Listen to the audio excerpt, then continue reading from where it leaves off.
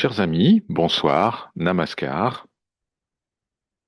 Nous étudions ce soir 20 nouveaux versets du Guru Vachakakovai, la collection des paroles du Guru, un recueil des enseignements de Sri Ramana Maharshi, compilé par son disciple Sri Muruganar. Les versets qui seront partagés et commentés sont les versets 1002 à 1021, intitulés par ce serviteur Shidambaram, l'espace illimité de conscience. Mais avant cela, je vous invite à joindre les mains afin d'accueillir les paroles de l'invocation rituelle. Om Gam Ganapataye Namaha. Om Shri Paramatmane Namaha. Guru Brahma, Guru Vishnu, Guru Devo Maheshwara, Guru Sakshat Parambrahma Tasmai Shri Guravai Namaha. Asatoma Satgamaya. Seigneur, conduis-nous de l'illusion à la réalité. Tamaso Maha Jyotirgamaya. Conduis-nous des ténèbres vers la lumière. Mrityarma Amritam Gamaya. Conduis-nous de la mort à l'immortalité. Om Sarasvati Devi. Que notre étude s'avère efficace, que notre étude soit complète et fructueuse, que notre étude soit vivifiante, que la lumière de la vérité brille sur nos études. Om Shanti Shanti Shanti.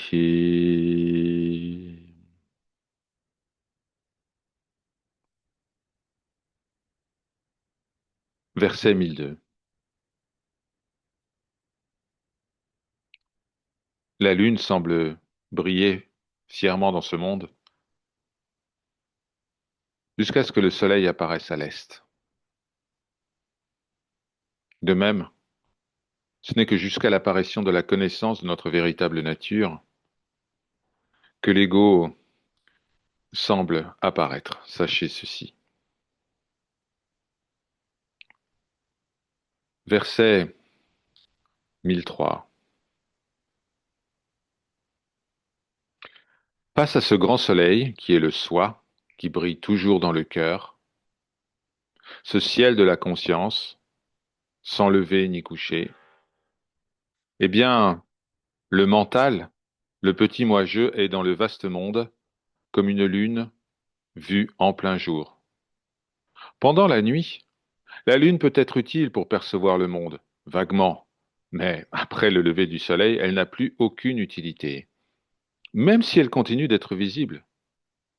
De même, dans l'état d'ignorance, l'esprit, simple reflet de la pure lumière du soi, peut sembler utile pour illuminer le monde, mais après le lever du soleil de la connaissance de soi, l'Atma Gyana, l'esprit n'est pas plus utile que la lune, en plein jour.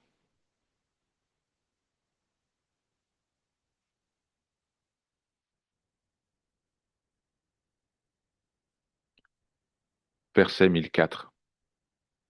Sache que l'esprit, le mental, qui illumine le monde illusoire, est une simple lumière réfléchie, un peu comme la lumière scintillante d'un miroir, reflétant la lumière éclatante du soleil. Tout comme le pâle clair de lune est englouti par l'éclat du soleil, la pâle lumière du mental est engloutie par l'éclatante lumière du soi.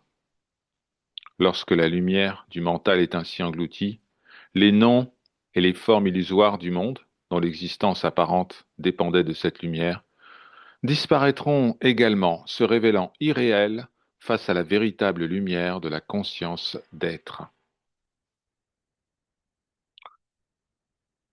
Verset 1005. L'état où l'on ne voit aucun objet autre que nous-mêmes. L'état où on n'entend aucun objet autre que nous-mêmes. L'état où on ne connaît aucun objet autre que nous-mêmes. Sachez que seul cet état est Bhuma, un mot qui signifie infini. Ce verset présente une grande similitude avec un verset du Chandogya Upanishad, section 7, chapitre 24.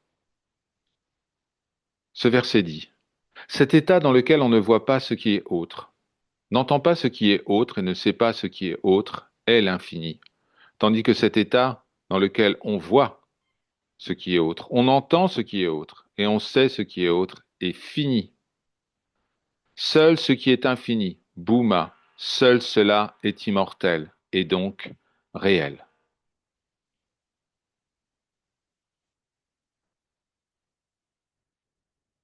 Verset 1006. Là où ce qui est vu, ce qui est entendu, là où l'ego, dont la nature est distraction ou inattention au soi, eh bien, là où règnent les objets et ceux qui croient observer les objets, lorsque tout cela est détruit, cet incommensurable Bhuma, dont la forme est la connaissance non duelle, seul cela est le pur bonheur de la paix abondante. Lorsque quelque chose est vu, lorsque quelque chose est perçu, lorsque quelque chose est su, nous sommes toujours dans le domaine de la dualité.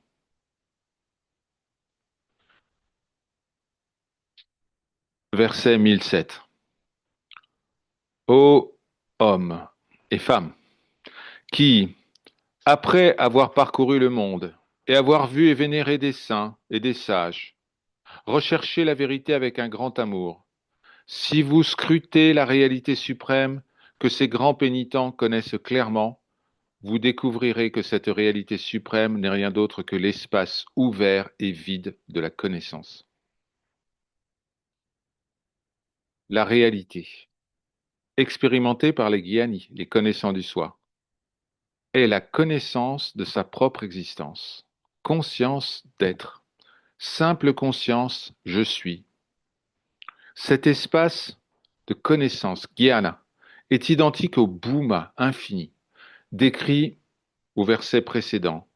Il est ici qualifié d'espace ouvert et vide, car c'est l'état complètement dépourvu d'objets à connaître et d'esprit pour les connaître. Verset 1008. À y regarder de plus près, ce que les maîtres, qui sont aussi nos parents, montrent et donnent aux disciples qui partent à la recherche de l'enseignement, parcourant le monde avec empressement, eh bien, ce que les maîtres montrent n'est que l'espace merveilleux de la connaissance, la simple conscience de je suis. Ni ceci, ni cela. Pure existence, sans aucun ajout.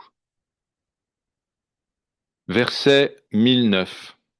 Le but éternel, lieu de ressource ou de refuge, où prennent fin les errances lassantes, et qui est donné par le Jnana Guru, qui n'est autre que Shiva, réalité suprême, une réalité qui brille triomphalement comme la conscience d'être, sans défaut.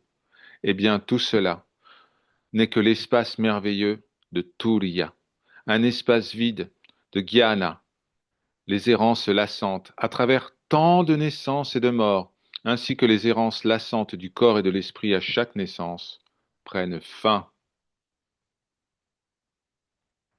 Le but éternel est l'espace de conscience merveilleux. Ce but n'est pas à atteindre. Il est toujours là. Verset 1010. Si jusqu'au bout, on s'efforce pleinement d'atteindre la demeure qui libère de tous les attachements sous la forme des désirs, tout comme un serpent retire sa peau, ce qui émerge est l'espace ouvert et vide de Jnana, la connaissance du soi. Verset 1011. La gloire de la lumière de l'espace de la conscience est le lieu de crémation où le mental Ce reflet de la conscience est complètement mort et réduit en cendres. C'est comme un feu qui embrase une forêt dense et sèche, se propageant et brûlant sans limite. Il nous arrive parfois en satsang d'imaginer ensemble un feu védique dans lequel nous déposons nos peurs, nos regrets, nos croyances, et notamment cette croyance racine que je suis une personne qui a des problèmes.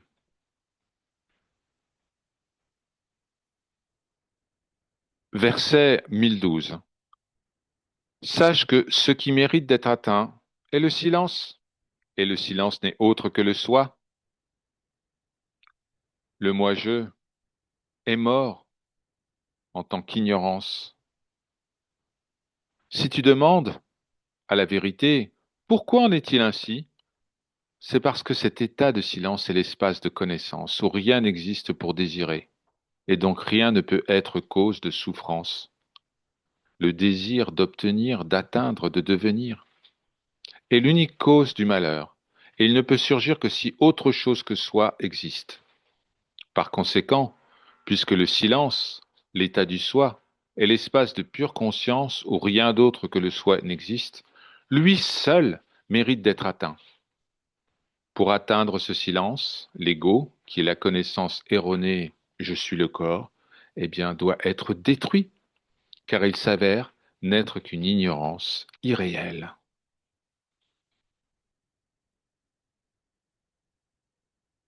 Verset 1013.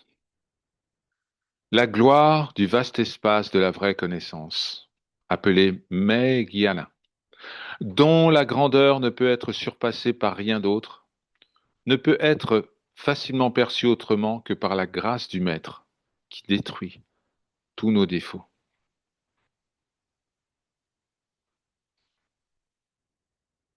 Om Shri Guru Bhyo Namaha, nous nous prosternons devant nos maîtres. Verset 1014. Ceux qui ont vu la gloire de ce vaste espace de connaissance seront transformés en Shiva, suprêmement heureux et silencieux, ayant détruit l'idée de la naissance et de la mort.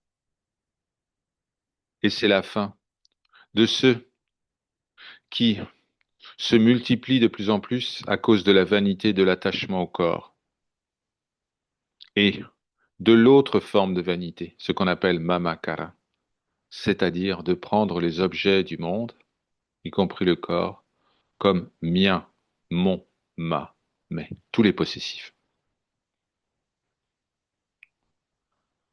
Verset 1015. Le sujet, ayant pour objet toutes les choses connues par les cinq sens, le goût, l'odorat, la vue, l'ouïe et le toucher, le sujet est Parashakti, la puissance suprême, espace de Jnana, état merveilleux. Dans ce verset, l'état de Jnana, le but suprême de la vie, que les pratiquants atteignent après beaucoup, beaucoup d'efforts, eh bien, ce but suprême de la vie, au lieu d'être glorifié comme un immense accomplissement, est décrit comme un espace ouvert et vide, un simple espace dépourvu de tout autre désir ou accomplissement, un simple état de silence absolu. Il faut comprendre que si Sri Ramana Maharshi semble ainsi un peu diminuer la gloire de l'état de Jnana, c'est uniquement pour nous permettre de connaître la véritable grandeur de cet état, semblable à un espace vide. Autrement dit, Sri Ramana enseigne dans ce verset que, puisque non seulement les innombrables objets de cet univers grand et vaste, mais aussi cette puissance, la Parashakti qui les crée, les soutient, ne s'élève et ne se déploie que dans l'espace de la connaissance du soi, eh bien, cet état suprême et insurpassable, but ultime de toute quête spirituelle, est la simple connaissance de notre propre existence. Cette connaissance d'être, cette conscience d'être, Sat Chit, est le fondement de la Parashakti, de la puissance suprême.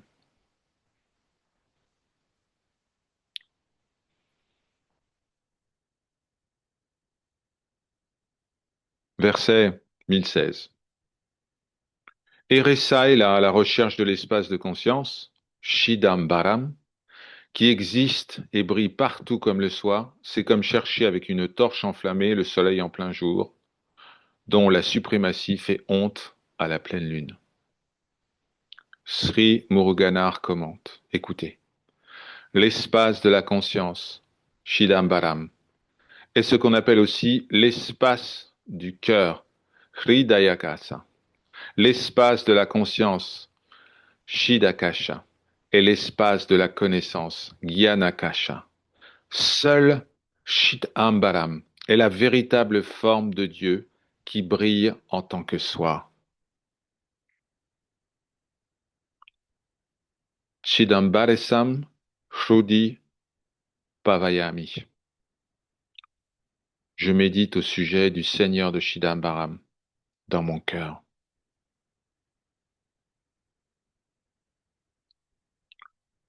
Verset 1017.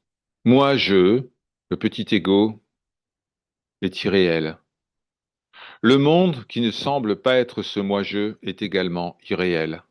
La connaissance qui dit je suis le corps est irréelle. La connaissance qui connaît cela est irréelle. La cause primordiale du monde qui fait apparaître la triade est également irréelle. Seul le merveilleux espace de la conscience, Shidambaram, est réel. Nous sommes cet espace, Shidambaram, au sein du temple, le lieu le plus sacré, ce qu'on appelle le Shidambaram Rahasya, le mystère de Shidambaram. Dans le sein des saints du temple, il n'y a aucune représentation, aucune statue. Seul le vide, Akasha. Et celui ou celle qui se rappelle de sa véritable nature peut contempler le lingam d'Akasha, le lingam d'éther, qui est normalement invisible aux yeux des mortels. Sa présence est signalée par quelques feuilles de basilic doré qui le surplombent.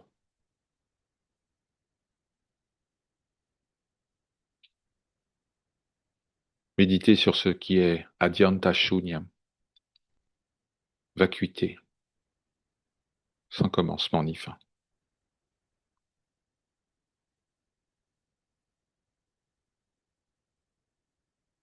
Verset 1018.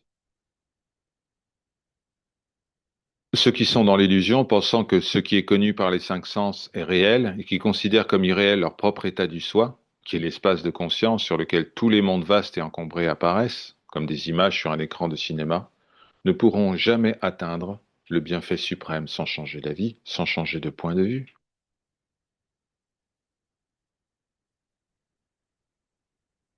La perception ne définit pas la réalité. Ce qui perçoit est la réalité. Verset 1019. Qui d'autre que les connaissants du soi, les gyanis, qui brillent comme Shiva lui-même, ayant détruit les impuretés du mental, c'est-à-dire les tendances et les conditionnements, qui d'autre peut clairement connaître la grandeur de l'espace glorieux de la conscience, Shidambaram, qui est vierge de tout défaut ou déficience. Verset 1020. Shidambaram, cet espace de conscience, est donc lui-même la véritable nature de Shiva, cette nature suprême, que personne ne peut décrire. En disant cela, le divin Seigneur Ramana, le Gyani suprême, m'a révélé l'état du soi, qui est Shiva. Shidanandarupa, Shivoham, Shivoham.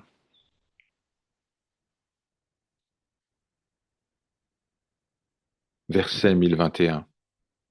Le soi lui-même a gracieusement révélé et accordé le soi, qui est de la forme du soi, au bon moment, qui est le soi, et au bon endroit, qui est le soi, afin que le soi s'atteigne, se réalise comme soi. Atput, merveilleux.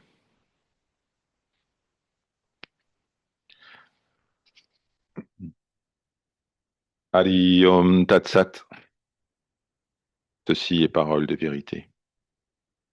Om Namo Bhagavate Shri Ramanaya. Nous nous prosternons devant le Seigneur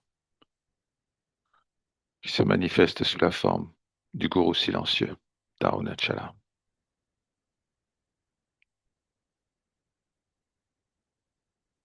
Chers amis, nous nous retrouvons bientôt pour une nouvelle exploration des versets du gourou Vachakakovai. Par sa grâce, Om Shanti, Shanti, Shanti.